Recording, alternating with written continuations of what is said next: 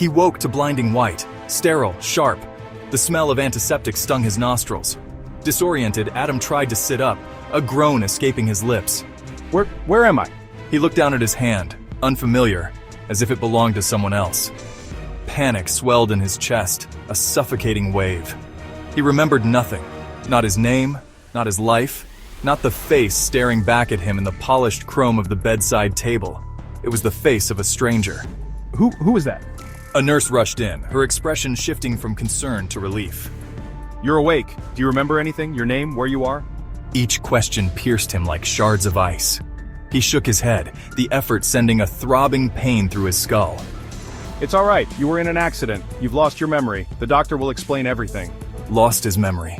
The words echoed in the hollow chamber of his mind, amplifying his fear.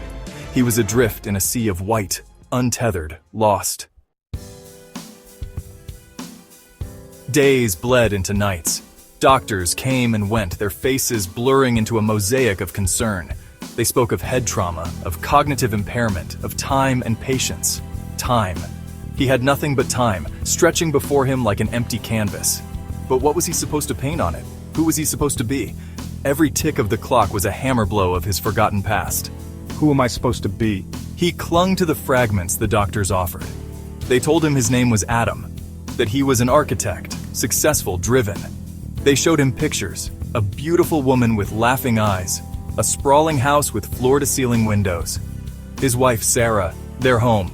They were supposed to be his, yet they felt as distant as stars in a night sky. Sarah, our home. He searched for a flicker of recognition, a spark of connection, but there was nothing. Only a chilling emptiness. Leaving the sterile confines of the hospital was both exhilarating and terrifying. The world outside was a cacophony of sights and sounds, a sensory overload that threatened to pull him under.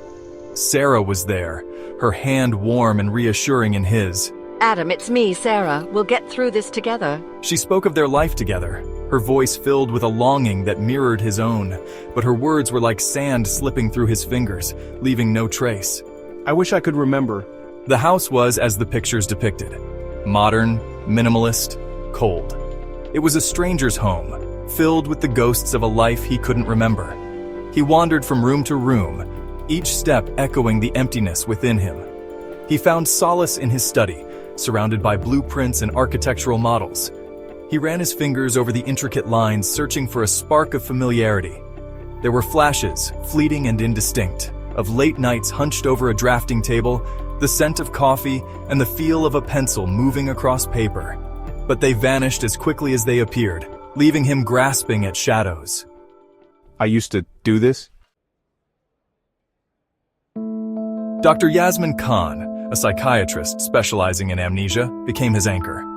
Her eyes, sharp and insightful, seemed to see through his carefully constructed facade. She encouraged him to speak freely, to explore the labyrinth of his mind without fear or judgment. Memories are like pieces of a puzzle. We just need to find the right way to put them back together. He told her about the nightmares, vivid and disturbing, that haunted his sleep. A dark figure, its face obscured, chasing him through a labyrinth of corridors. The feeling of dread, so real he could taste it. Dr. Khan listened patiently, her pen scribbling furiously on her notepad.